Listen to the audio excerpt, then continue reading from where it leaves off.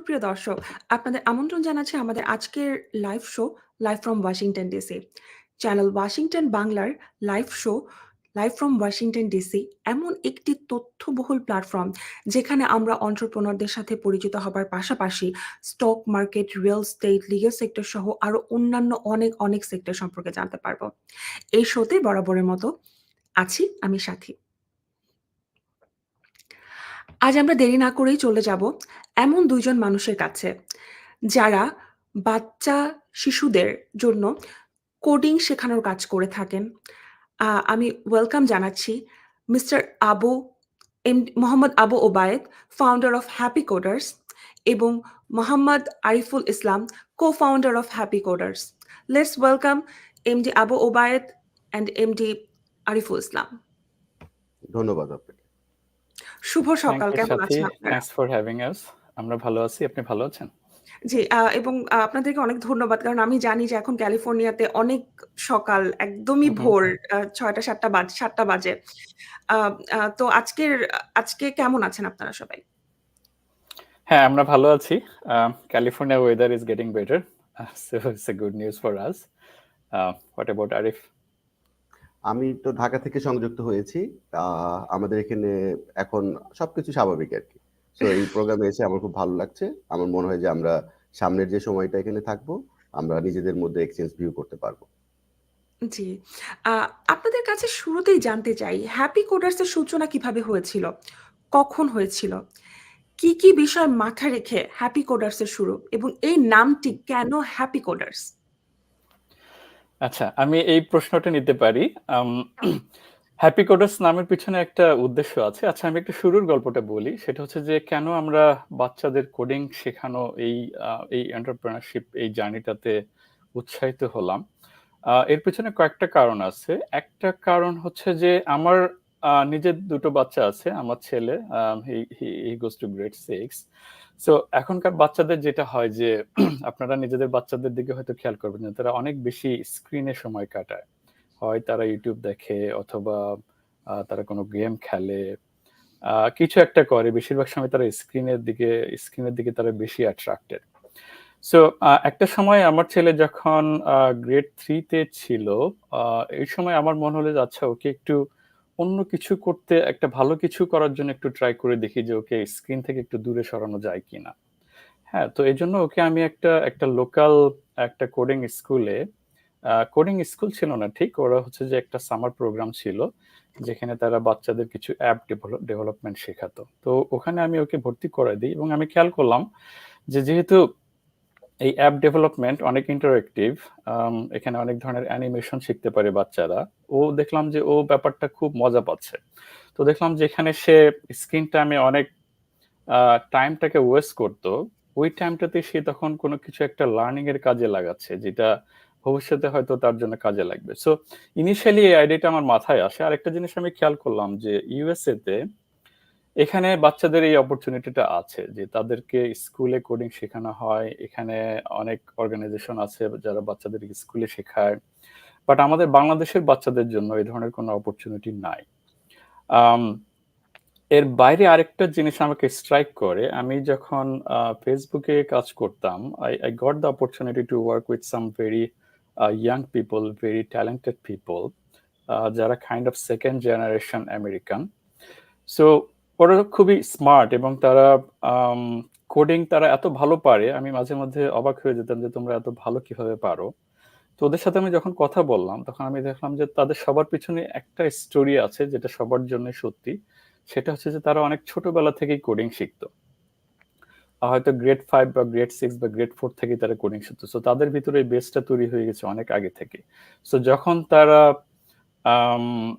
ইন্ডাস্ট্রিতে এসেছে তখন তারা অনেক বেশি ওয়েল প্রিপেয়ার্ড, কারণ তাদের এই শিক্ষার জার্নিটা অনেক লম্বা। আর ছোটবেলায় আমাদের ব্রেনটা অনেক শার্প থাকে। সো যখন ছোটবেলা থেকে তারা ব্যাপারটা শেখে তখন তারা অনেক ভালোভাবে শেখে, যেটা আমরা যখন বড় হয়ে শিখি তার চেয়ে যখন ছোটবেলায় ফান্ডামেন্টালস বেসিকটা যখন তৈরি হয় সেটা অনেক বেশি স্ট্রং হয়। তো আমি দেখলাম যে আমেরিকার বাচ্চারা, আমেরিকার সেকেন্ড জেনারেশন অলরেডি তারা এই ব্যাপারটাতে অনেক আগায় গেছে, যেটা আমাদের বাংলাদেশের বাচ্চারা এখনো ওই ধরনের কোনো অপরচুনিটি আমাদের বাংলাদেশের বাচ্চাদের ভিতরে নাই। তো আমি যখন বাংলাদেশে ভিজিট করছিলাম ২ বছর আগে, তখন আমি আরিফের সাথে কথা বলি এবং আমার এই ভিউটা নিয়ে আরিফের সাথে কথা বলি এবং আরিফ কমপ্লিটলি এগ্রি করে যে হ্যাঁ, আমাদের বাংলাদেশের বাচ্চাদেরও এই ধরনের একটা কিছু অপরচুনিটি যদি আমরা দিতে পারি সেটা খুব ভালো হবে। তো সেখান থেকেই আসলে শুরু। আর হ্যাপি কোডার্স নামটার উদ্দেশ্য হচ্ছে যে আম আমরা বাচ্চাদের উপরে জোর করে কিছু চাপাই দিতে চাই না। আমরা চাই যে বাচ্চারা একটা নতুন জিনিস শিখবে, একটা ক্রিয়েটিভ কিছু শিখবে এবং সেই শেখাটা যেন আনন্দের সাথে হয়। সো তারা যখন শিখবে তারা হ্যাপি থাকবে শেখার সময়, যে তারা নিজে থেকে আরো শিখতে চাবে এবং এই শেখাটাকে তারা যেন এনজয় করে। এইজন্য এই নামটা হচ্ছে যে হ্যাপি কোডার্স। তারা coder, at the same time they are happy. আমি আ আ আমরা জানি যে আপনাদের ৩ জন মিলে আসলে হ্যাপি কোডার্স এর শুরু হয়েছে, যাত্রাটা শুরু হয়েছে। হু, হু। যাদের মধ্যে ২ জনই সফটওয়্যার ইঞ্জিনিয়ার এবং একজন ব্যাংকার। আ এমডি আবু ওবায়দা উনার কাছে আমি জানতে চাচ্ছি যে আপনি একজন সফটওয়্যার ইঞ্জিনিয়ার হিসাবে বর্তমানে ওয়ালমার্ট গ্লোবাল টেক এ কাজ করছেন। হু, এত হু। ব্যস্ততার মাঝে কেন এন্টারপ্রেনিউরশিপ নিয়ে কাজ করছেন? কিভাবে ব্যালেন্স করছেন সব? এবং কেন আপনার মনে হয় যে ছোটদের কোডিং শিখাটা খুবই গুরুত্বপূর্ণ? Hmm. Well, very good question. California Silicon ভ্যালিতে জব আসলে অনেক ডিমান্ডিং। সো এখানে অনেক ব্যস্ত থাকতে হয়। বাট তার উপরেও আমি কেন এন্টারপ্রেনারশিপ জার্নিতে আমি কেন যুক্ত হলাম বা কেন আমি এটা পছন্দ করি? কারণ এটা হচ্ছে কাইন্ড অফ আমার একটা প্যাশন।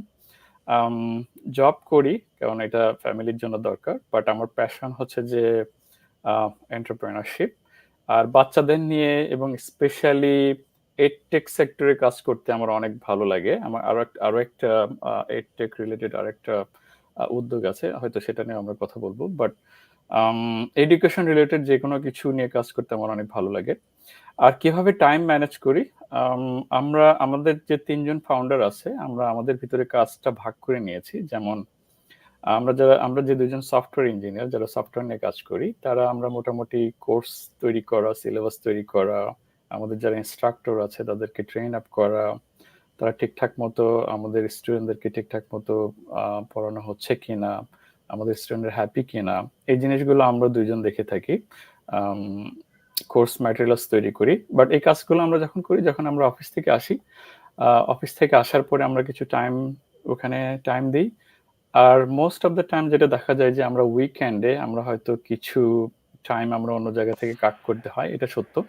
যে হয়তো আমাদের কোথাও বেড়াতে যাওয়ার কথা ছিল, আমরা সেখানে গেলাম না। ওকে, সেই টাইমটা আমরা আজকে হ্যাপি কোডার্স এর পিছনে দিব। বাট এর মানে এই না যে আমরা আমাদের লাইফে যে এন্টারটেইনমেন্ট গুলো সেগুলো আমরা স্যাক্রিফাইস করছি, আসলে তা না। কারণটা হচ্ছে যে এই হ্যাপি কোডার্স এর কাজ করতে গেলেই আমাদের ভালো লাগে। হয়তো কোথাও বেড়াতে গেলে যে ভালোটা লাগতো, আ সিমিলার ভালো লাগার ফিলিংসটা আসে আমরা যখন বাচ্চাদের নিয়ে কাজ করি, আমরা যখন হ্যাপি কোডার্স নিয়ে কাজ করি। সো দেখা যায় যে আমরা উইকেন্ডে মোটামুটি বেশি কাজ করি। আর যদি দরকার হয় তাহলে আমরা উইকডেজ এ অফিস আওয়ারের পরে আমরা কিছুটা সময় দেই এখানে। আ এমডি আরিফুল ইসলাম, আপনার কাছে জানতে চাই যে আপনি এসভিপি এবং এসএমই ব্যাংকিং প্রফেশনাল এবং একটি ফুল টাইম জবের পরে আ আপনার পয়েন্ট অফ ভিউ থেকে কেন মনে হয় যে পরবর্তী প্রজন্মের কাছে কোডিং পৌঁছে দেওয়া উচিত এবং এই কোডিং তাদেরকে কি কাজে আসবে বলে মনে করে? স্পেসিফিকলি যদি আমি বলি যে বাংলাদেশে এখনো কিন্তু আ ওই ধরনের অপরচুনিটি ওপেন হয়নি বা কোডিং নিয়ে খুব বেশি সচেতনতাও নেই। তাহলে কেন আপনার কাছে মনে হয় যে এটা তাদের জন্য অনেক কাজে আসবে? ওকে, আপনাকে ধন্যবাদ। খুবই সুন্দর কোয়েশ্চেন করেছেন। আ হ্যাঁ, ফুল টাইম আমরা একটা জব করছি, সেটার একটা আনসার আমার বন্ধু, আমার কো-ফাউন্ডার তারেক দিয়েছে। তো আপনি দেখেন এখন কিন্তু আমরা আসলে আর্টিফিশিয়াল ইন্টেলিজেন্স এর যুগে প্রবেশ করেছি অলরেডি। একটা সময় ছিল যে মানুষ তথ্য প্রযুক্তির যুগ, তখন তথ্য প্রযুক্তি নিয়ে কাজ হতো। এরপরে ইন্টারনেটের যুগ আসলো। এখন কোডিং যে স্কিলটা, এটা কিন্তু আমরা যদি ধরি যে এটা যারা কম্পিউটার সায়েন্স পড়বে বা যারা ইঞ্জিনিয়ার হবে তারাই শুধু করবে, এরকম ব্যাপারটি নয়। আমাদের বাচ্চাদেরকে, যাদেরকে নিয়ে আমরা কাজ করছি, যে জন্য আমরা এই উদ্যোগটা নিয়েছি, তারা যদি এই কোডিংটাকে রপ্ত করতে পারে, আমরা দৃঢ়ভাবে বিশ্বাস করি যে তারা যখন বাস্তব জীবনে পদার্পণ করবে, তাদের যখন প্র্যাকটিক্যাল লাইফটা আসবে, তারা অন্য অনেকের থেকে এগিয়ে থাকবে। আর বাংলাদেশের পয়েন্ট অফ ভিউ থেকে যদি আমরা বলার চেষ্টা করি, আমাদের এখানে তো সুযোগের আসলে অনেক বেশি অপরচুনিটি নাই। এখানে যারা ভালো করে তারা অনেকে নিজ উদ্যোগে ভালো করে। রাষ্ট্রীয়ভাবে কোডিং শেখানো স্কুলগুলোতে, এটার জন্য যে জনবল তৈরি করা, এটা কিন্তু সরকারের জন্য কঠিন। তখন আমরা মনে করলাম যে আমরা যদি মানে আমি যদি বলি বিশেষ করে ওয়েস্ট বা ইউনাইটেড স্টেটস বা উন্নত দেশের বাচ্চারা যে সুযোগটা পাচ্ছে এই ধরনের সিমিলার সুযোগ, কারণ এখন তো আমাকে ফিজিক্যালি প্রেজেন্ট থাকতে হচ্ছে না, আমাদের প্রত্যেক স্কুলে যেয়ে পড়াতে হচ্ছে না, অথবা ফিজিক্যাল প্রেজেন্স এখানে জরুরি নয়। আমরা যেহেতু ডিজিটালি জিনিসটাকে করছি এবং এটাকে আমরা আলহামদুলিল্লাহ আমাদের প্রায় 14 মাসের মতো রানিং আর কি আমরা শুরু করেছি। আমরা প্রথম 6 মাস আসলে প্রুফ অফ কনসেপ্টটাকে, যেটাকে আসলে হবে কিনা, বাচ্চারা কি পছন্দ করবে কিনা, এটা আমরা যখন 6 মাস দেখলাম বাচ্চারা খুব সুন্দর করে রিসিভ করেছে। আমাদের এখানে ড্রপ আউট রেট যদি ধরি, অর্থাৎ আমাদের এখানে এখন 30টার অধিক বাচ্চা এখন শিখছে আর কি। তো অনেকে আছে যে হয়তো কোডিং পছন্দ করে না, তার বাবা মা হয়তো চাচ্ছে, তো আমরা এটা বলি না যে আপনারা জোর করে শিখান, ভালো লাগতে হবে, যেহেতু আমাদের উদ্যোগটাই হচ্ছে যে আনন্দের সাথে সাথে শিখবে। তো আমাদের এখানে দেখা গেছে যে 40টা বাচ্চা সোফার হইতে এসেছে, এখন 37-38টা বাচ্চা এরা কন্টিনিউ করছে। তো ড্রপ রেট যদি ধরি, অর্থাৎ আনন্দ পাচ্ছে না, অর্থাৎ এটা ন্যাচারাল। অনেকে আছে যে ম্যাথ হয়তো পছন্দ করে না, অথবা কোডিং ও হয়তো আর্ট পছন্দ করে। তো আমরা দেখলাম যে এই যে বাচ্চাদেরকে নিয়ে আমরা কাজ করছি, এখানে কিন্তু তারা আনন্দ পাচ্ছে, মানে ঝরে যাচ্ছে না। সো আমরা এইটাকে স্কেল করা নিয়ে কাজ করছি। আমরা যেহেতু 35-36টা বাচ্চা এখন আমাদের সাথে শিখছে, এটাকেই আমার ধারণা বাংলাদেশের প্রত্যেকটা ডিস্ট্রিক্টে আমরা এটা কভার করতে পারবো। আমাদের টার্গেট আসলে গ্লোবাল, বাট আমরা চেষ্টা করছি আমাদের বাচ্চাকে বিশ্বমানের কোডিং শেখানো। এটা হচ্ছে আমাদের পয়েন্ট। আর এটা এবং যদি আপনাদের কেউ শেখে, হ্যাঁ জি এবং প্লিজ। আপনাদের মতো মানুষরা আছে বলেই হয়তো বাংলাদেশ এখনো এগিয়ে চিন্তা ভাবনা করতে পারছে, যেটা এখনো বাংলাদেশে শুরু হয়নি, আপনাদের মাধ্যমেই এটা শুরু হয়েছে। এবং আমি আহ বিশ্বাস করি আপনার সাথে যে হয়তোবা এটা আপনারা এখন হয়তোবা একটা জায়গায় একটা ঢাকাতে করছেন, ইন ফিউচারে হয়তোবা 64টা জেলায় এটা আপনারা পৌঁছে দিবেন। আমি বলবো যে আমরা যেহেতু ডিজিটালি আছি, আপনি শুনে খুশি হবেন, আমাদের দেশীয় বাচ্চারা তো এটা শিখছেই। আমাদের সাথে কিন্তু জাপান থেকে, অস্ট্রেলিয়া থেকে, কানাডা থেকে, ইভেন সাউথ সুদান থেকেও আমাদের সাথে বাচ্চারা শিখছে আর কি। তো বাংলাদেশের বাচ্চারা তো শিখছেই। আমাদের বাংলা ভাষাভাষী মানুষ বা ইংরেজি ভাষাভাষী যে কোনো মানুষই, যে কোনো যাদের বয়স 6 থেকে 13-14 বছর, আমাদের টার্গেট যে এজ, অর্থাৎ তার একটা কথা বলেছিল যে আমরা একটা জিনিস যখন বড় হয়ে শিখি, সেই শেখাটা যত বেশি কঠিন হয়, আমি যদি ছোটবেলায় শিখি, এটা কিন্তু আমার খুবই আত্মার সাথে লেগে যায়, আমার কাছে তখন এটা আর কঠিন মনে হয় না। যেমন আমি আমার একটা প্র্যাকটিক্যাল অভিজ্ঞতা আপনার সাথে শেয়ার করতে চাই। আমি আমার মোটরসাইকেল চালানো শেখাটা বড় বয়সে শিখেছি। তো দেখেছি যারা ছোটবেলায় শিখেছে ওদের জন্য এটা খুবই সহজ হয়ে যায় আর কি। তো কোডিং তো নো মোর স্পেশালাইজ একটা স্কিল, এটা একটা লাইফ সেভিং স্কিল হবে।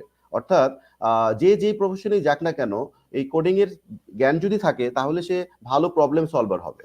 আমার সে মনে হয় আমরা বাস্তব সাঁতার জীবনে শেখার আগে সাথে একটু কম্পেয়ার করতে পারি যে এক্স্যাক্টলি। আমরা যদি বড়বেলায় সাঁতার শিখতে চাই, শেখাটা অনেক কঠিন, বাট বাচ্চাদের রাইট। দেখবেন যে তারা অনেক সহজে সাঁতার শিখে ফেলে। সো বাচ্চাদের একটা এক্সট্রা অ্যাবিলিটি আছে, মানে ওই বয়সে হয়তো আমাদের ব্রেনটা অনেক বেশি শার্প থাকে, যেটা হয়তো এই বয়সে গিয়ে সেটা নাই। সো ওই বয়সে যদি তারা শিখে, তারা সেটা অনেক ভালোভাবে শিখতে পারবে এবং ওই ব্যাপারটাতে তাদের এক্সপার্টিসটা অন্য লেভেলের হবে, যেটা আমরা বড় হয়ে যদি শিখি ওই লেভেলে হয়তো যেতেই পারবো না। জি, এমডি আবু ওবায়দা, আপনার কাছে আমি জানতে চাই যে হ্যাপি কোডার্স এর মিশনগুলি সম্পর্কে। ওকে, হ্যাপি কোডার্স এর মিশন, আমাদের বর্তমান মিশন হচ্ছে যে আমি একটু টাচ করেছি একটু আগে। আমাদের মিশন হচ্ছে যে বাচ্চাদের জন্য একটা এনজয়েবল প্ল্যাটফর্ম তৈরি করা, একটা এনজয়েবল এডুকেশন সিস্টেম তৈরি করা, যেন বাচ্চারা নিজেদেরকে ভবিষ্যতের যে এআই যে জেনারেশনটা আসছে, অলরেডি আমরা এআই যুগে অলরেডি প্রবেশ করেছি।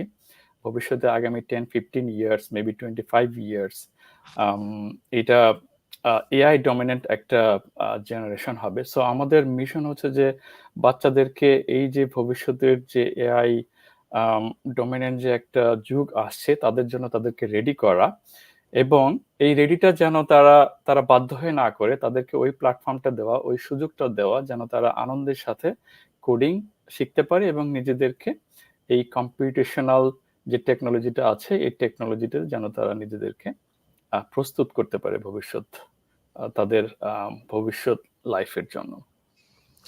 এবং এমডি আরিফুল ইসলাম, আপনার কাছ থেকে জানতে চাই যে হ্যাপি কোডার্স এর ভিশনগুলো সম্পর্কে যদি আমাদেরকে একটু ধারণা দিতেন। এক কথায় বলতে গেলে আমাদের ভিশন হচ্ছে আমাদের ছোট বাচ্চা যারা আছে, আমাদের বিশেষ করে বাংলাদেশি বাচ্চা যারা আছে, এবং at the same time global বাচ্চাদেরকে আমরা আমাদের বেস্ট এডুকেশন, কোয়ালিটি কোডিংটা আমরা আমাদের পৌঁছে দিতে চাই, এবং এটা আনন্দের সাথে পৌঁছে দিতে চাই। এটা হচ্ছে আমাদের ভিশন। হ্যাপি কোডার্স সে কত বছর থেকে শিশুরা গ্রহণ করতে পারে এবং কত বছর পর্যন্ত আপনারা সেটা কভার করছেন? আচ্ছা, এই প্রশ্নটা আমি নিতে পারি। সো আমাদের অভিজ্ঞতা বলে যে আম একটা বাচ্চার বয়স যদি ৬ বছর হয়, তখন থেকে সে আসলে কোডিং শেখা শুরু করতে পারে। বাট এরকম কিছু এক্সাম্পল আছে আমাদের, যা ইভেন ৫ বছর বয়সী বাচ্চারাও ইভেন আমাদের সাথে জয়েন করেছে এবং তারা খুব আনন্দের সাথেই শিখছে। তো ৬ বছর বয়সটা কিছুটা স্ট্যান্ডার্ড আমি বলব, এবং অনেকের কাছে মনে হইতে পারে যে ৬ বছর বয়সে বাচ্চারা কি আসলে শিখতে পারবে? এটা কি আসলেই এরকম একটা বিষয় শেখার মতো? তো এই প্রশ্নের উত্তরে আমি বলতে চাই যে কোডিং ব্যাপারটা আসলে অতটা কঠিন ওরকম কিছু না, যে আম এরকম রকেট সায়েন্স না যে আমাদের ম্যাথ খুব ভালো না হইলে আমি কোডিং শিখতেই পারবো না, এরকম ব্যাপার না। তো আমাদের বাচ্চাদের এমনভাবে শেখাই, বাচ্চাদের উপযোগী করেই শেখাই যে একটা ৬ বছর বয়সী বাচ্চাও যেন আনন্দের সাথে শিখতে পারে। সো এটার জন্য আমরা একটা স্পেশাল প্রোগ্রামিং ল্যাঙ্গুয়েজ আছে যেটাকে আমরা বলি স্ক্র্যাচ। সো যেটা ঠিক আমরা যেরকম হাই লেভেল প্রোগ্রামিং ল্যাঙ্গুয়েজ আমরা ইন্ডাস্ট্রিতে ইউজ করি, যেমন পাইথন, সি প্লাস প্লাস বা জাভাস্ক্রিপ্ট, ঠিক এরকম না। এটা ঠিক বাচ্চাদের জন্য ডেভেলপ করা। এমআইটির একজন প্রফেসর উনি সর্বপ্রথম এই স্ক্র্যাচ প্রোগ্রামিং ল্যাঙ্গুয়েজটা উনি ডেভেলপ করেছিলেন। তো এই স্ক্র্যাচ প্রোগ্রামিং ল্যাঙ্গুয়েজটা অনেকটা হচ্ছে যে আপনার লেগো খেলার মতো। বাচ্চারা যেরকম লেগো খেলে, অনেকগুলো পিস তারা একসাথে জয়েন করে একটা স্ট্রাকচার তৈরি করে। স্ক্র্যাচ প্রোগ্রামিং ল্যাঙ্গুয়েজটা ওরকম। এখানে আপনার অনেকগুলো ব্লক থাকে। ফর এক্সাম্পল, আপনি একটা ইফ ব্লক আছে বা একটা ভেরিয়েবল ব্লক আছে। তো এই ব্লকগুলো আপনি যখন একটা আরেকটার সাথে কানেক্ট করবেন, তখন এই কানেকশনের মাধ্যমেই তখন আপনি একটা প্রজেক্ট তৈরি করবেন, একটা অ্যানিমেশন তৈরি করবেন, একটা গেম তৈরি করবেন। সো বাচ্চাদের এই জিনিসটা খুবই ন্যাচারাল, কারণ তারা লেগো খেলে অভ্যস্ত। ঠিক তারা লেগোর মতোই এই বিভিন্ন পিসগুলো তারা একসাথে জোড়া দেয় এবং তারা একটা স্ট্রাকচার তৈরি করে, এবং এই স্ট্রাকচার তৈরির মাধ্যমে তখন তারা প্রোগ্রামিং এর বেসিক যে কনসেপ্টগুলো, যেমন ভেরিয়েবল কি জিনিস, একটা লুপ কি জিনিস, একটা ইফ কন্ডিশন কি জিনিস, হোয়াইল লুপ কি জিনিস, এই জিনিসগুলো তারা জাস্ট লেগো খেলার মতোই, খেলাধুলা করার মতো করে আস্তে আস্তে তারা এই জিনিসটা শিখে ফেলে। সো ৬ বছর বয়সী একটা বাচ্চার জন্য তারা এটা শেখার মাধ্যমে তারা যেরকম আনন্দও পায়, এটার মাধ্যমে তারা প্রোগ্রামিং বেসিক কনসেপ্টও শিখে ফেলে। তো এরপরে যখন এই বেসিক কনসেপ্টগুলো তারা ফ্যামিলিয়ার হয়ে যায়, তখন আমরা আস্তে আস্তে তাদেরকে রিয়েল ওয়ার্ল্ড প্রোগ্রামিং যে ল্যাঙ্গুয়েজগুলো আছে, স্পেশালি পাইথন দিয়ে আমরা শুরু করি। যেহেতু তারা বেসিকটা জেনে ফেলছে অলরেডি, খেলাধুলার মাধ্যমে, স্ক্র্যাচের মাধ্যমে, লেগো খেলার মাধ্যমে তারা অলরেডি বেসিক জিনিসগুলো শিখে ফেলছে, তখন আমরা হাই অর্ডার যে ল্যাঙ্গুয়েজগুলো আছে যেমন পাইথন, তখন সেটা আমরা তারা ইন্ট্রোডিউস করি, যেটা তাদের জন্য শিখতে তখন অনেক অনেক ইজিলি তখন তারা শিখতে পারে। সো ৬ বছর থেকে শুরু করে এরপরে যতদিন তারা কন্টিনিউ করতে চায় তারা কন্টিনিউ করতে পারবে, কারণ আমরা স্ক্র্যাচ শিখাই, এরপরে পাইথন শিখাই, জাভাস্ক্রিপ্ট শিখাই। এরপর হচ্ছে আমাদের কিছু স্পেশালাইজেশন কোর্স আছে, যে যে যে যেদিকে যেতে চায়, কোন দিকে তার ইন্টারেস্ট। ফর এক্সাম্পল, কেউ যদি ওয়েব ডেভেলপার হতে চায়, তাহলে ওয়েব ডেভেলপমেন্টের উপরে আমাদের স্পেশালাইজেশন আছে। কেউ যদি মেশিন লার্নিং শিখতে চায়, মেশিন লার্নিং এর উপরে আমাদের স্পেশালাইজেশন আছে। আর গেম ডেভেলপমেন্টের উপরে আছে। So this is a continue process. ৬ বছর বয়স থেকে শুরু করবে, তারা যতদিন চায় ততদিন তারা আমাদের সাথে কন্টিনিউ করতে পারবে। এবং নট অনলি কিডস, আমরা আরেকটা জিনিস খেয়াল করেছিলাম, সেটা হচ্ছে যে বাচ্চারা যখন কোডিং শেখা শুরু করলো, আমরা দেখলাম যে অনেক বাচ্চার বাবা মাও কোডিং শিখতে চায়। এটা আমাদের জন্য একটা নতুন রিয়েলাইজেশন ছিল, যে অনেক বাচ্চার বাবা মাও তখন আমাদের সাথে কন্ট্যাক্ট করেছিল যে আমরাও শিখতে চাই, আমাদেরকে একটু শেখার ব্যবস্থা করেন। তো আমরা এরপরে যেটা করেছি সেটা হচ্ছে যে আমরা বাচ্চাদের তো শেখাই, এরপরে আমরা অ্যাডাল্টের জন্য আমরা কিছু কোর্স অফার শুরু করেছি। যেমন রিসেন্টলি আমাদের একটা কোর্স চলছে, সেটা হচ্ছে যে ডেটা অ্যানালিটিক্স এর উপরে, পাইথন দিয়ে ডেটা অ্যানালিটিক্স। সো মজার ব্যাপার হচ্ছে যে এই কোর্সের স্টুডেন্টরা তারা অলরেডি ইউএস কানাডাতে তারা বড় বড় জব করে। Some of them are already PhD holder, and they are interested to learn new things and they are continuing the learning with us, এবং তারা খুব মজা পাচ্ছে, কারণ তারা জানে যে স্কিলগুলো তারা শিখবে, ডেটা অ্যানালাইসিস করা, কিভাবে একটা বিগ ডেটা অ্যানালাইজ করতে হয়, সেখান থেকে কিভাবে ভিজুয়ালাইজেশন তৈরি করতে হয়, এই এই লার্নিং গুলো তারা তাদের নিজের কর্মক্ষেত্রে তারা কাজে লাগাতে পারছে। সো এটাও খুব একটা পজিটিভ দিক, যে নট অনলি বাচ্চারাই এই ব্যাপারে ইন্টারেস্টেড, অ্যাডাল্টরাও ইন্টারেস্টেড। সো আমাদের আরেকটা ভিশন, আমি হয়তো আরিফের কথার সাথে একটু অ্যাড করতে চাই, যে আমরা শুধু বাচ্চাদের জন্য না, ভবিষ্যতে এটা সবার মাঝখানে ছড়িয়ে দিতে চাই, বাচ্চা এবং অ্যাডাল্ট সবার জন্যই।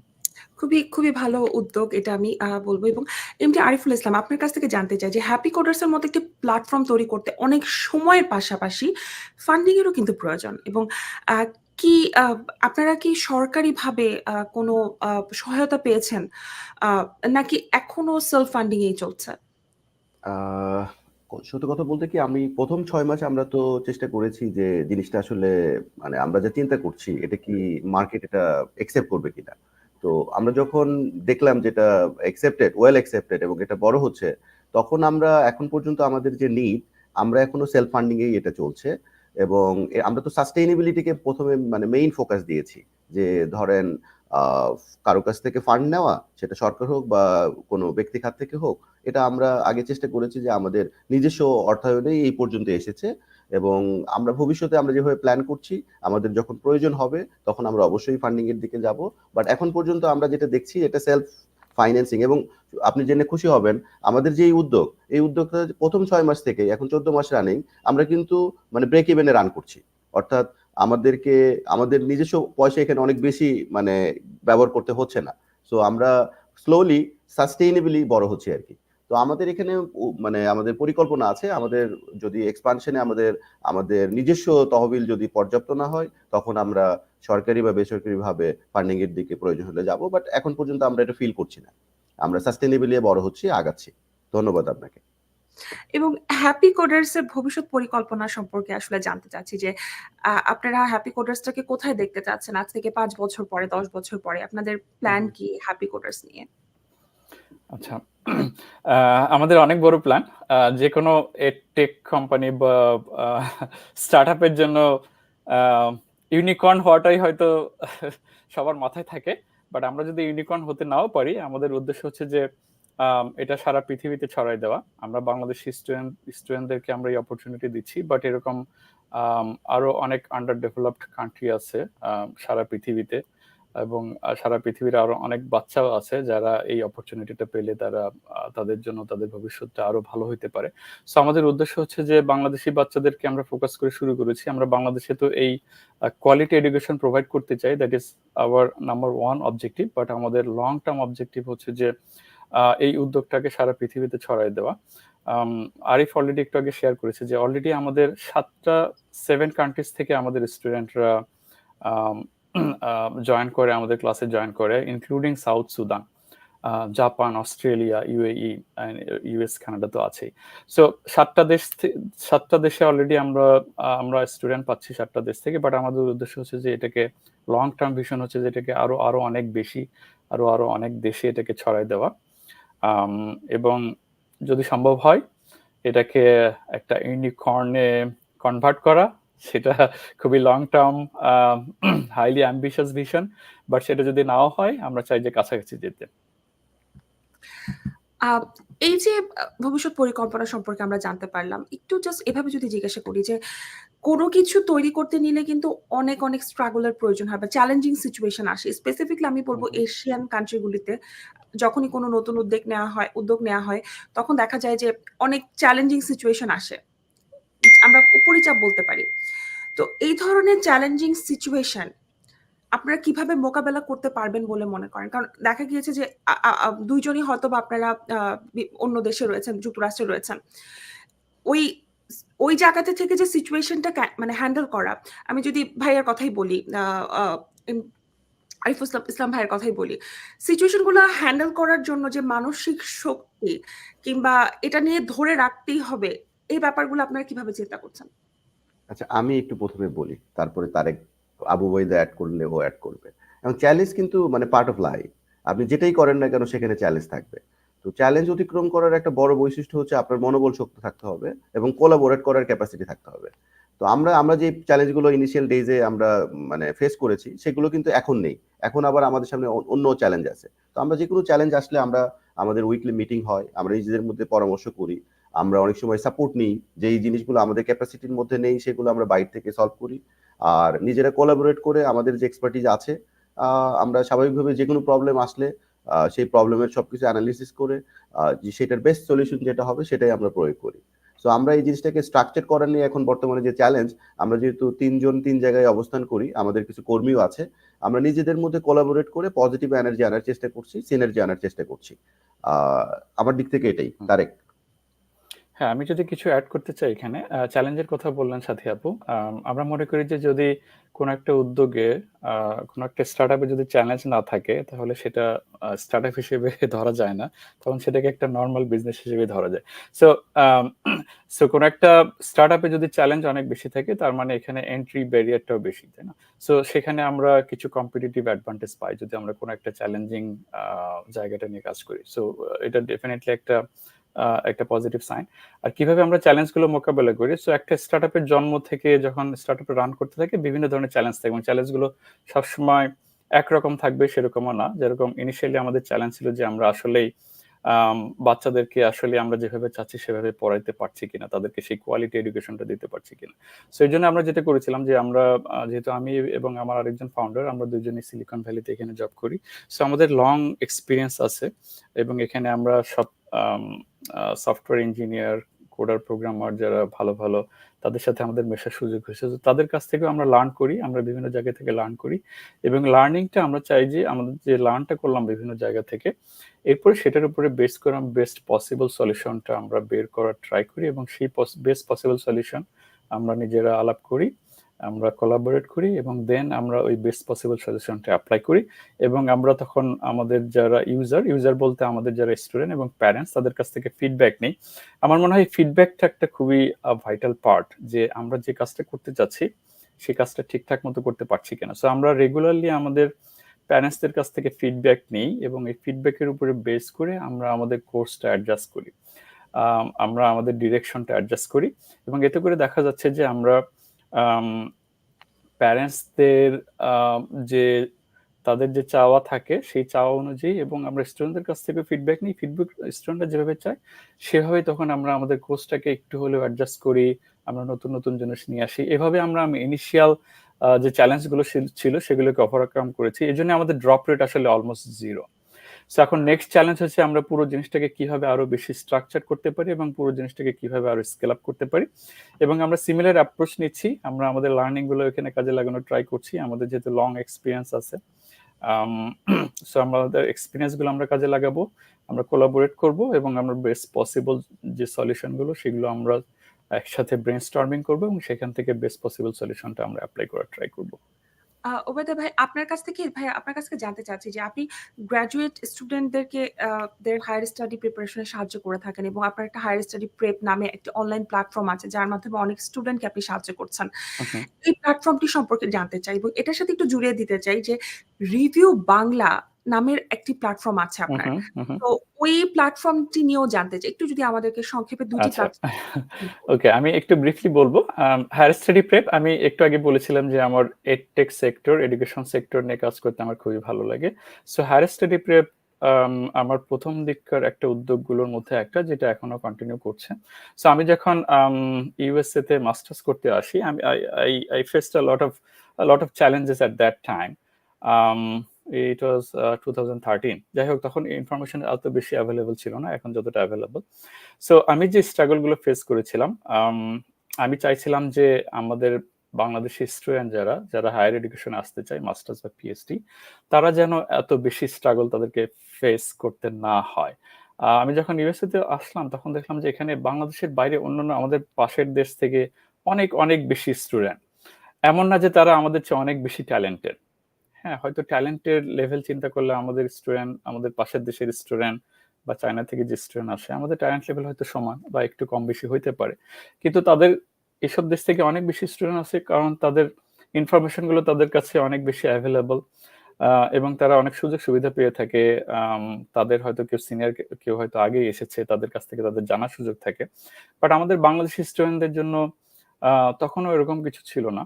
সো সেই উদ্যোগ থেকে হায়ার স্টাডি প্রেপ এটা তৈরি করা। বেসিক্যালি হায়ার স্টাডি প্রেপ একটা প্ল্যাটফর্ম, যারা স্টুডেন্ট যারা বাইরের কান্ট্রিতে মাস্টার্স বা পিএইচডি করতে যায়, তাদের যে স্ট্রাগল গুলো থাকে সেই সবগুলো স্ট্রাগল তাদের জন্য সহজ করে দেওয়া, এন্ড টু এন্ড একটা সলিউশন প্রোভাইড করা, যেমন কিভাবে জিআরই প্রিপারেশন নিতে হবে, জিআরই হায়ার স্টাডি প্রেপে গিয়ে তারা অনলাইনে জিআরই কোশ্চেন প্র্যাকটিস করতে পারে, যদি তাদের মেন্টরশিপের দরকার হয় তাহলে তাদেরকে মেন্টরের সাথে কানেক্ট করা হয়, কিভাবে ডকুমেন্ট লিখতে হয় এবং সেই ডকুমেন্ট যদি তাদের রিভিউ দরকার হয় সেই রিভিউ সার্ভিসটা আমরা দিয়ে থাকি। In summary, any kind of help they need for pursuing their higher study dream, they can come to higher study prep and they can get the help from there. Review Bangla হচ্ছে যে অনেকটা, review Bangla হয়তো আমরা যারা আমেরিকাতে থাকি তারা অনেকটা পরিচিত, আমরা ইয়েল্প নামে একটা সার্ভিসের সাথে পরিচিত। সো রিভিউ বাংলা হচ্ছে যে ইয়েল্পের আপনি একটা বাংলাদেশি ভার্সন বলতে পারেন। বাংলাদেশে ইয়েল্প নাই, so that was A vacuum in Bangladesh. So বাইরে থেকে দেখলে মনে হবে যে এটা হচ্ছে যে একটা review repository, but under the hood review Bangla হচ্ছে যে বিজনেস, যেসব স্মল বিজনেস আছে তাদের জন্য রিভিউ কালেক্টিং একটা প্ল্যাটফর্ম। এটার পেছনে উদ্দেশ্য হচ্ছে যে আমরা যখন কোন একটা প্রোডাক্ট কিনি বা কোন একটা সার্ভিস নেই, আমরা যদি প্রোডাক্ট বা সার্ভিসটা আমাদের ভালো না লাগে তাহলে আমরা নিজের উদ্যোগে গিয়ে হয়তো একটা ব্যাড রিভিউ দিই বা কিছু একটা, বাট ভালো রিভিউ দেওয়ার জন্য আমাদেরকে একটু পুশ করার দরকার হয়। হ্যাঁ, তো কারণ আমরা ভালো কিছু পাইলে মানে এটা ন্যাচারাল টেন্ডেন্সি, হিউম্যান টেন্ডেন্সি, ঠিক আছে আচ্ছা ভালো লাগছে ওখানে শেষ। বাট আমাদের বিজনেস গুলোকে সাকসেসফুল হওয়ার জন্য এই ভালো রিভিউ বা তাদের ভালো কাস্টমার, তাদের সাথেও কানেকশন তৈরি করাটা জরুরি এবং তাদের কাছ থেকে ভালো রিভিউ নেওয়াটা জরুরি। So behind the scene, under the hood review Bangla একটা রিভিউ কালেক্টিং প্ল্যাটফর্ম আমি বলবো। সেটা হচ্ছে যে বিজনেস ওনারদেরকে বিভিন্ন টুল দিয়ে থাকে যে তারা কিভাবে তাদের কাস্টমার বা এন্ড ইউজারদের সাথে কিভাবে কানেক্ট করতে পারে এবং তাদেরকে পুশ করতে পারে ভালো রিভিউ দেওয়ার জন্য। এই রিভিউ হতে পারে রিভিউ বাংলা প্ল্যাটফর্মে বা গুগলে হতে পারে অথবা ফেসবুকে হতে পারে, বাট তাদেরকে যে পুশ করা বা তাদেরকে এনকারেজ করা, তাদের সাথে একটা কমিউনিকেশন, ডিরেক্ট কমিউনিকেশন লাইন তৈরি করা, এই সার্ভিসটা রিভিউ বাংলা প্রোভাইড করে থাকে। এবং এখন হচ্ছে রিভিউটা খুবই মানে সোশ্যাল মিডিয়া কেন্দ্রিক। কোন একজন ইনফ্লুয়েন্সার এসে একটা রিভিউ দিলেন, ওটার উপর ডিপেন্ড করতে হচ্ছে। কিন্তু আমরা এখানে যেটা করি যে আমরা একটা ইয়েল্প থেকে দেখছি বা আমরা গুগল করছি। সো আমি বলবো এটাও কিন্তু আমাদের বাংলাদেশের জন্য একটা নেক্সট স্টেপ, এবং এটা নিয়ে কাজ করতে পারলেও কিন্তু একটা বিশাল বড় একটা প্ল্যাটফর্ম ক্রিয়েট করার একটা সুযোগ রয়েছে। এবং আপনাদের অসংখ্য ধন্যবাদ আমাদের সাথে থাকার জন্য এবং এত সুন্দর উদ্যোগ নেওয়ার জন্য। এবং সর্বশেষে আপনাদের কাছ থেকে জানতে চাই হ্যাপি কোডার্স এর সাথে যোগাযোগের মাধ্যম কি? যারা বাংলাদেশে বসে আমাদের প্রোগ্রামটি দেখছেন কিংবা যারা অন্যান্য দেশ থেকেও দেখছেন, যুক্তরাষ্ট্রে বসেও যারা দেখছেন, তারা কিভাবে আপনাদের সাথে যোগাযোগ করবে? সেই যোগাযোগের মাধ্যমটা যদি আমি কোশ্চেনটা নিচ্ছি। আমাদের একটা ওয়েবসাইট আছে এবং আমরা ফেসবুকে একটা পেজ ম্যানেজ করি। এই দুইটা মাধ্যমেই আমাদের সাথে যোগাযোগ করা যায়। আর বাংলাদেশি যারা আছে তারা আমাদের ফোন করে যোগাযোগ করতে পারে। সো ওয়েবসাইট বলবো আমি একটা মাধ্যম, আমাদের ফেসবুক পেজ একটা আছে, আর আমাদের কন্টাক্ট বা ইমেইল অ্যাড্রেসের মাধ্যমে যোগাযোগ। আমি এটার সাথে একটু অ্যাড করি, আমাদের ওয়েবসাইটের অ্যাড্রেস হচ্ছে যে happycoders.io, happycoders.io। আপনি এই ওয়েবসাইটে যেতে পারেন। আমাদের ফেসবুকে আপনি যদি হ্যাপিকোডার্স বিডি লিখে সার্চ দেন তাহলে আমাদের পেজটা চলে আসবে। আর এর বাইরে আরেকটা আমাদের hello@happycoders@gmail.com নামে আমাদের একটা ইমেলও আছে, hello@happycoders@gmail.com। এখানেও আপনি আমাদেরকে ইমেল করতে পারেন। আর আমাদের ফেসবুক পেজে গেলে ওখানে আমাদের ইমেল অ্যাড্রেস এবং আমাদের ফোন নাম্বার ওখানে দেওয়া আছে। সো সেখান থেকে আমাদের সাথে কমিউনিকেট করতে পারেন। আপনাদের দুইজনকে অসংখ্য ধন্যবাদ আমাদের সাথে থাকার জন্য, আমাদেরকে এই প্ল্যাটফর্মগুলি সম্পর্কে জানার জন্য এবং এত সুন্দর কনসেপচুয়াল, এত সুন্দর উদ্যোগ নেওয়ার জন্য। ভালো থাকবেন। অবশ্যই আপনাকে অনেক ধন্যবাদ আমাদেরকে কথা বলার সুযোগ দেওয়ার জন্য। ধন্যবাদ। ভালো থাকবেন। সুপ্রিয় দর্শক, এই মুহূর্তে চলে যাচ্ছি ছোট্ট একটি বিজ্ঞাপন বিরতিতে। বিরতির পর ফিরে আসছি আবার নতুন কোনো অতিথিকে নিয়ে।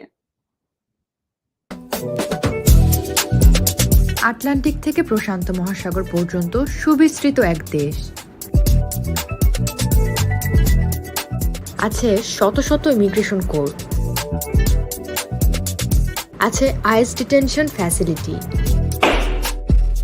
বন্ড হিয়ারিং, মাস্টার হিয়ারিং কিংবা ইন্ডিভিজুয়াল হিয়ারিং এর মতো অ্যাজাইলাম বিষয়ক যে কোনো কোর্ট প্রসিডিওর আমেরিকার যে প্রান্তের যে কোর্টেই হোক না কেন, রাজুলর অ্যাটর্নিদের পাবেন সবখানে। আপনার অ্যাজাইলাম কেসের হিয়ারিং এর জন্য অ্যাটর্নি রাজু মহাজনও সরাসরি যাবেন আমেরিকার যে কোনো কোর্টে। তাদের ধারালো যুক্তি এবং দীর্ঘদিনের অভিজ্ঞতা আপনাকে এনে দিবে কাঙ্ক্ষিত ফলাফল। আজই যোগাযোগ করুন। ইমেইল info@rajulaw.com এবং asylum@rajulaw.com।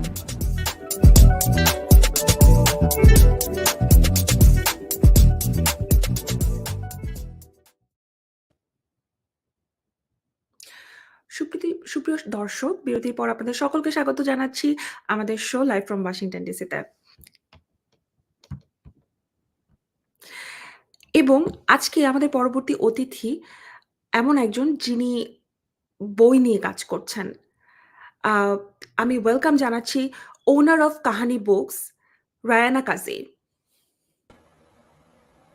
Hi, Assalamualaikum everybody. Hello আপু, কেমন আছেন আপনি? শুভ সকাল। শুভ সকাল, আমি ভালো, আপনি কেমন? আমিও অনেক ভালো আছি। এবং শুরুতেই জানতে চাই কাহিনী বুক স্টোর সূচনা কিভাবে হয়েছে? কেন আপনি এমন একটি প্ল্যাটফর্ম নিয়ে কাজ করছেন এবং আপনার এই উদ্যোগ এর মাধ্যমে কি মেসেজ দিতে চাইছেন? এই বুক স্টোরটিকে আপনি কিভাবে ডেসক্রাইব করবেন? তো আমি এটা শুরু করছিলাম 2022-তে, actually exactly 2 years ago.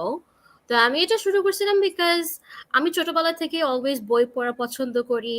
আমি অলওয়েজ ছোটবেলায় একটু শাই ছিলাম, আর বেশি ফ্রেন্ড ছিল না, কিন্তু like books were like my friends basically. তো also as I got older আমি দেখছি যে অনেক সাউথ এশিয়ান বই স্পেশালি আমেরিকাতে বের হইতেছে, কিন্তু আমি ওটার এত বেশি রিপ্রেজেন্টেশন দেখতেছিলাম না। যেরকম ওয়াশিংটন ডিসিতে কিন্তু অনেক বইয়ের দোকান আছে, যেরকম politics and pros, Cramer's books, কিন্তু আমি সাউথ এশিয়ান বই বেশি দেখতেছিলাম না। তো এর জন্য অনেক মানুষ কিন্তু জানে না যে অনেক সাউথ এশিয়ান অথর, যেরকম ইন্ডিয়ান, পাকিস্তানি, বাংলাদেশি ইনক্লুডেড.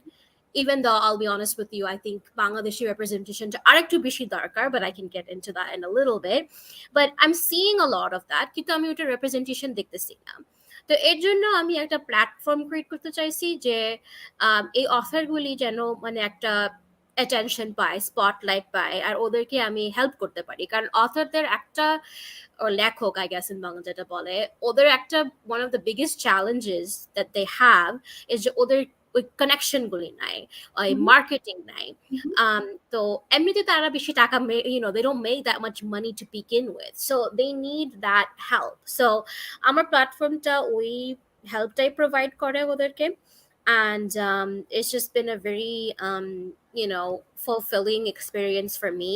আমি এতগুলি অথরের সাথে আমি গত 2 বছরে কানেক্ট করতে পারছি, ইনক্লুডিং সাম যারা হলো বাংলাদেশি, এখানেই থাকে আমাদের ওয়াশিংটন ডিসি এরিয়াতে, and I have been able to learn about so many different experiences. For example, আমি একটা অথরের সাথে এখানে কাজ করি যে ম্যারিল্যান্ডে থাকে। ও হলো বাংলাদেশি খ্রিস্টান, আর সে একটা বই লিখছে, bilingual children's book যেটা বাংলা আর ইংলিশে। So I've just been able to learn about so many different kinds of people, so many different experiences through this platform. এবং আপনি কোথায় পপ আপ করছেন এবং আপনার বুক স্টোরে কি ধরনের বুক রাখতে আপনি পছন্দ করেন এবং কারা মূল পাঠক, Asian or people all around the world? So I generally do pop-ups all across the Washington DC area, to Virginia, Maryland, DC, especially Virginia. হয়তোবা ওখানেই অনেক সাউথ এশিয়ান মানুষ থাকে, specially in comparison to Maryland আর DC. ওটা একটা কারণ। Also ভার্জিনিয়াতে অনেক ইভেন্ট হয়, ওয়েদার ইটস দেশি ওর নন দেশি। তো ভার্জিনিয়াতে ডেফিনেটলি অনেক বড় বড় ইভেন্ট হয়। ইন জেনারেল আমার কাস্টমাররা অ্যাকচুয়ালি কিন্তু সাধারণত সাউথ এশিয়ান হয় না, বাংলাদেশি অনেক সময় হয় না।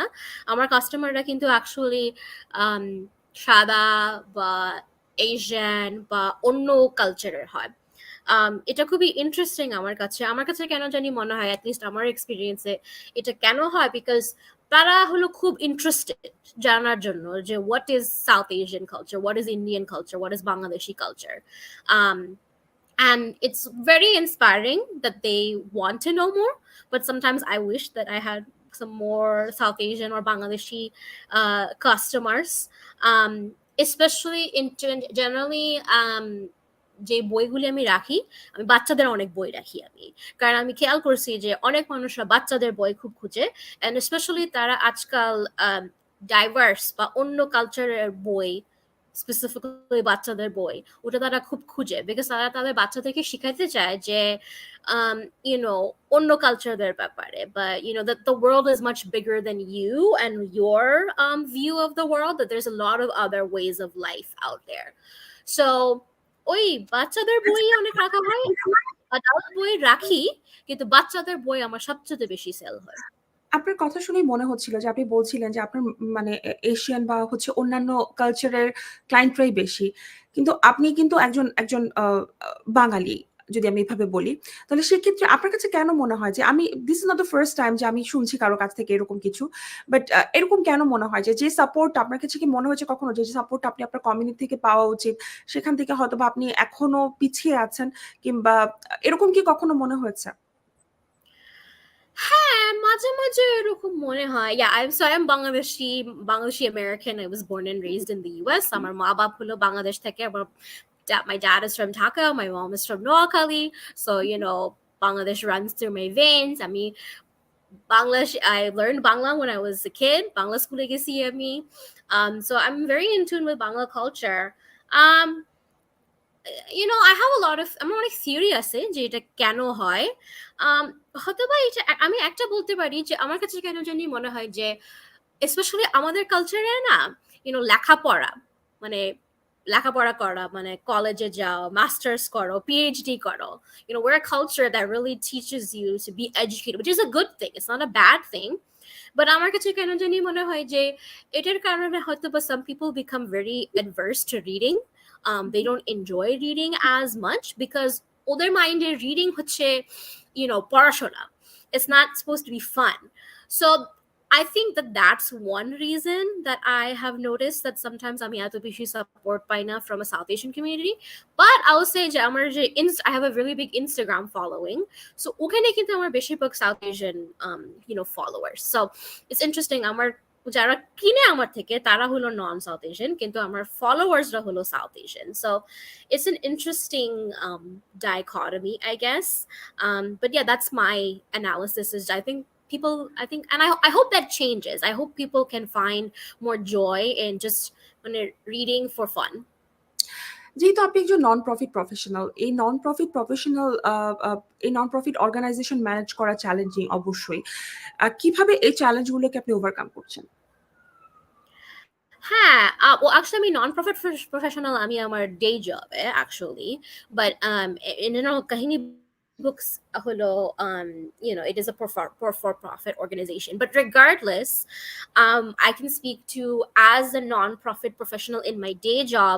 তারপরে আমি also on the side আমি businessও করতেছি. There's definitely a lot of challenges for sure. তো সবকিছু manage, definitely time management is one really big thing that I've had to learn how to do. তো আমি যেটা চেষ্টা করি যে আমার ডে জব হলো 9 to 5, তো আমি কাজ করি হলো মানডে টু ফ্রাইডে 8:30 to 5। তো আমি চেষ্টা করি যে আমার ওই উইক নাইট গুলি মানে কাজের পরে আমি যেন আমার বিজনেসের কাজ করতে পারি। So responding two emails, posting on social media, it's like I said, it's not easy because, like, for example, I was telling you last year I got married last year. So I guess it takes up a lot of time. So I wasn't able to give as much time to my business. So it's just about being aware of your schedule and your bandwidth.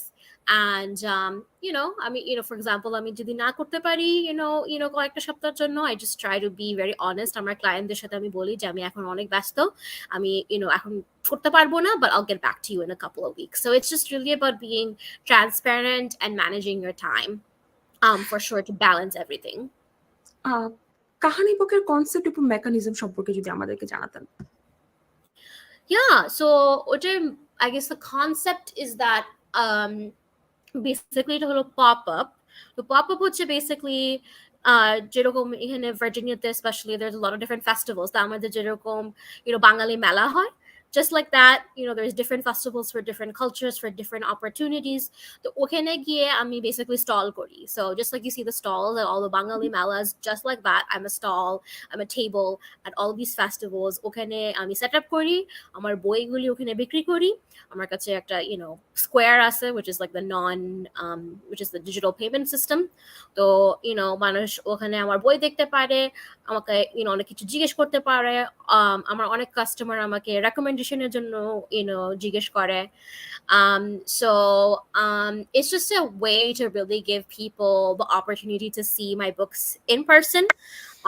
and আমি notice করছি যে মানুষ ওটা অনেক পছন্দ করে, কারণ আমার অনলাইনেও আমি সেল করি, কিন্তু অনলাইনে আমার বেশি সেল হয় না, আমার ইন পার্সনেই বেশি সেল হয়, which is really nice to know, because especially Amazon এখন যেহেতু এত ভালো বিজনেস করতে পারতেছে, it's good to know যে এখনো মানুষ একটা ইন পার্সন বুক স্টোরকে ভ্যালু করতে পারে। এক্স্যাক্টলি। আমি জানি যে আপনি লিখতে অনেক পছন্দ করেন। ইন ফিউচারে বই পাবলিশিং করার কোনো পরিকল্পনা আপনার আছে কিনা? ডেফিনেটলি আমি অনেক দিন ধরে একটা বই লেখার চেষ্টা করতেছি, আমার কয়েকটা আইডিয়া আছে। আমি ডেফিনেটলি অ্যাকচুয়ালি একটা বই লিখতে চাই স্পেসিফিকলি অ্যাবাউট আমার ফ্যামিলি। যখন পার্টিশনের সময় 1947 আমার ফ্যামিলির একটা কাহিনী আমি লিখতে চাই, because I grew up hearing stories of my grandfather and my father.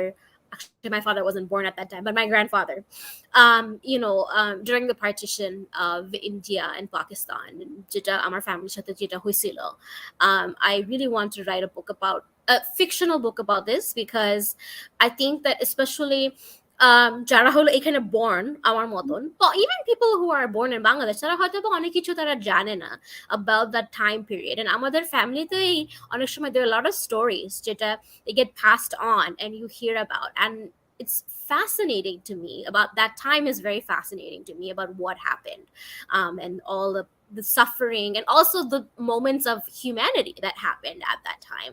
So I would love to write a book. I've been working on it for years. Hopefully, inshallah, it'll happen someday. But ওটাই আমি plan করতেছি। এবং আমরাও wait করছি সেই বইটির জন্য। আমার কাছে কনসেপ্টটাও খুবই ইন্টারেস্টিং মনে হয়েছে। কাহানি বুক যখন ওয়াশিংটন ম্যাগাজিনে ফিচার্ড হলো, সে সময়ের অনুভূতি কেমন ছিল? কি লেখা হয়েছিল কাহানি বুক নিয়ে? Oh my gosh, that was so exciting, because আমি শুধু at that time I was only in business for just a couple of months, and it was so exciting. আমি মনে আছে যখন আর্টিকেলটা বের হয়েছে, আমি এত খুশি ছিলাম, I was just losing my mind, and everybody honestly was so supportive. And I mean, if you know that Washingtonian magazine is one of the biggest magazines in basically the biggest magazine in the DC area.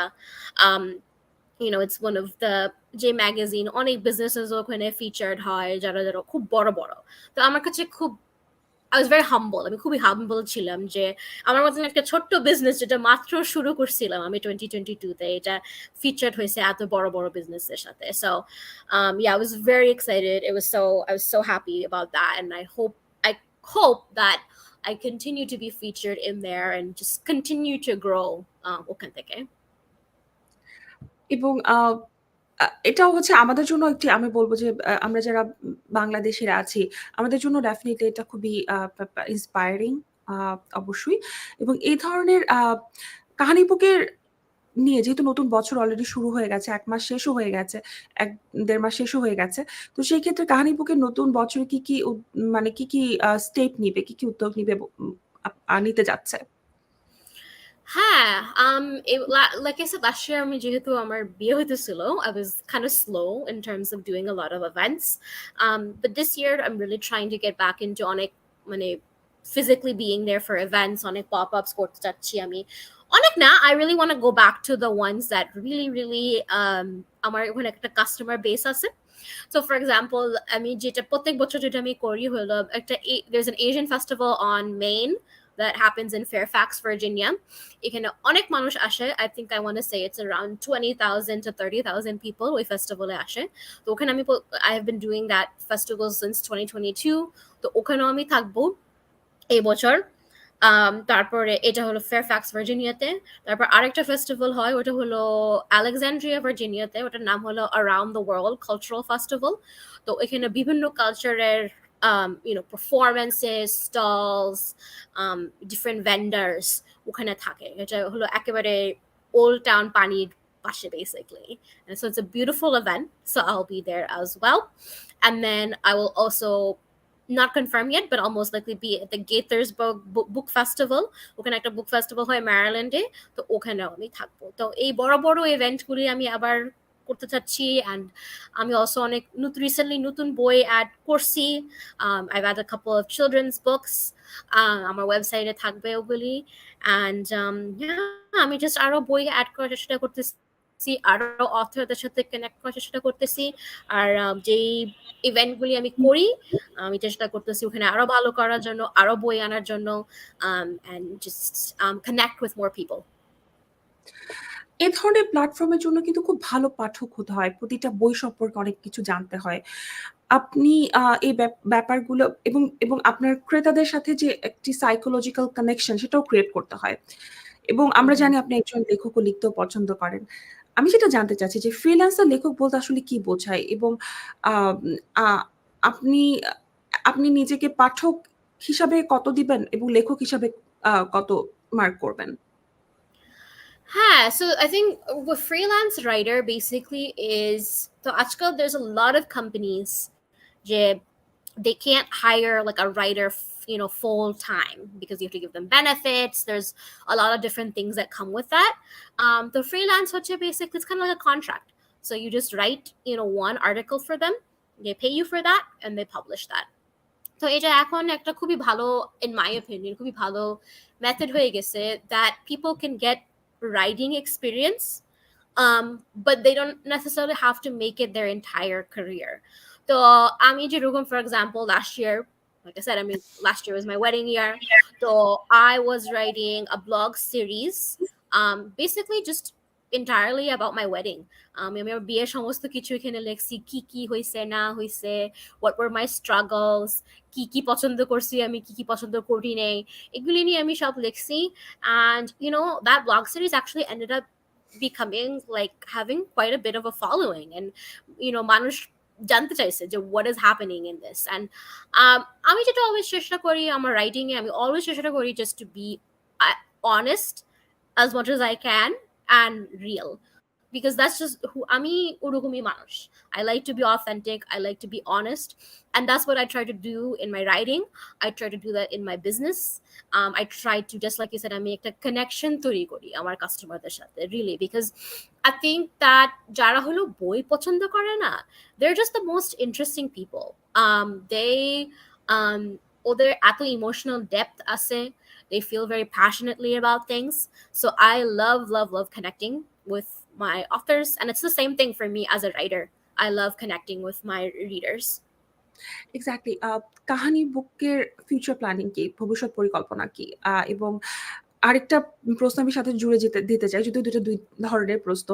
আপনি এর বাইরে কি করতে পছন্দ করেন? তো এখন যেটা হচ্ছে আমার এই বছরের, আমি বলছিলাম, like I said, I want to really get back into the pop-ups, কিন্তু আমি অলসো চেষ্টা করতেছি কাহিনী বুকসের একটা ফিজিক্যাল স্পেস একটা আনা। তো এখনকার জন্য it's not 100% confirmed yet, but hopefully একটা স্পেস আমি পাবো, নট জাস্ট শুধু আমার বিজনেস না, কিন্তু ওখানে অন্য বিজনেসরা থাকবে, একটা পার্মানেন্ট স্পেস একটা আনার চেষ্টা করতেছি। So please, and I'm sure we'll talk about this, but please follow my social media for that. I'm hoping to get that set up sometime this year. So মানুষ একটা দোকানে গিয়ে আমার বইগুলি দেখতে পারবে, and আমি ওখানে also চেষ্টা করতেছি যে author event, so authorদের সাথে ইন্টারভিউ করা, kind of like how we're just talking here, but I would be interviewing authors and people, the public আসতে পারবে ওটা দেখার জন্য আর কি। তো আমি চেষ্টা করতেছি ওটা করার জন্য, and then eventually I would like to have my own actual physical space ভার্জিনিয়াতে। তো আমি দেখতেছি, I don't know কবে এটা হবে, but hopefully আগামী 5 বছরে আমি চেষ্টা করতেছি একটা physical space এখানে নর্দার্ন ভার্জিনিয়াতে আনা। তো I really want Kahini Books to be like kind of not really a community center, but kind of like that. I want it to be a place যে এখানে মানুষ এসে গ্যাদার করতে পারবে, তারা stories নিয়ে বলতে পারবে। So it's funny, actually, I wanted to add a real aside real quick. So the reason that আমি এটার নাম কাহিনী দিছিলাম, it actually has to do with আমার আম্মু। তো আমার আম্মু, very typical Bengali mom, so she always, আমার সারা ছোটবেলায়, she always used to say, always আমাকে কি হইতেছে, কি গসিপ হইতেছে, কোন আন্টি কি করছে না হয়েছে, আমাকে অলওয়েজ বলতো যে রায়না কাহিনীটা শুনবি। And I'm like, when I got older, I was just like, that just became such a part of my I don't know, that was always a thing that I associated with my mom, যে আম্মু always gossiping about something. And I don't know, those stories that she used to tell me were always just the most fun. They've stayed with me, as I'm 29 now, I'm married, I may have my own kids, but those stories have always stayed with me, whether it's about her childhood or some auntie or whatever. So I think I got the storytelling bug from my mom. So I want to give our ma ki ami credit দিতে চাই. So she is part of the reason that I named it Kahini Books. আমরা একদমই শেষ প্রান্তে চলে এসেছি আমাদের শোয়ের এবং আপনার কাছ থেকে কাহানি বুকের সাথে কিভাবে মানুষ যোগাযোগ করবে সেই মাধ্যমটি সম্পর্কে জানতে চাই। তো আমার একটা ওয়েবসাইট আছে, এটার নাম হলো কাহিনী www.kahinibooks.com. তারপরে I'm also on Instagram, I'm on Facebook, Twitter, TikTok, I'm on everything, but Instagram is the best place. That's where you'll be able to reach me, and also my email address is kahinibooks94@gmail.com. Thank you so much আমাদের সাথে থাকার জন্য এবং এত সুন্দর একটি platform নিয়ে কাজ করার জন্য। ভালো থাকবেন এবং সুস্থ থাকবেন। Thank you, everybody.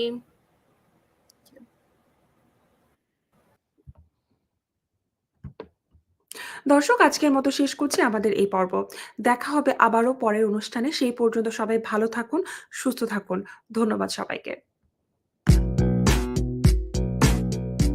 7 John attorney এবং 100-রও বেশি ল ক্লার্ক ও কেস ম্যানেজার নিয়ে রাজু ল আমেরিকার অন্যতম বৃহৎ ইমিগ্রেশন ল ফার্ম। এখন পর্যন্ত ইমিগ্রেশন কেসে রাজু লর সাফল্যের হার 99% ওপরে। বর্তমানে ওয়াশিংটন ডিসিতে হেড অফিসের পাশাপাশি Atlanta, Los Angeles, New York ও ঢাকায় ব্রাঞ্চ অফিস রয়েছে রাজু লয়ের। যুক্তরাষ্ট্রের ইমিগ্রেশন প্রক্রিয়ায় রিট অফ ম্যান্ডামাস হলো একটি প্রক্রিয়া যার মাধ্যমে ইমিগ্রেন্ট ও নন ইমিগ্রেন্ট ভিসা আবেদনকারীরা অযৌক্তিক বিলম্ব চিহ্নিত ও সমাধান করতে পারেন।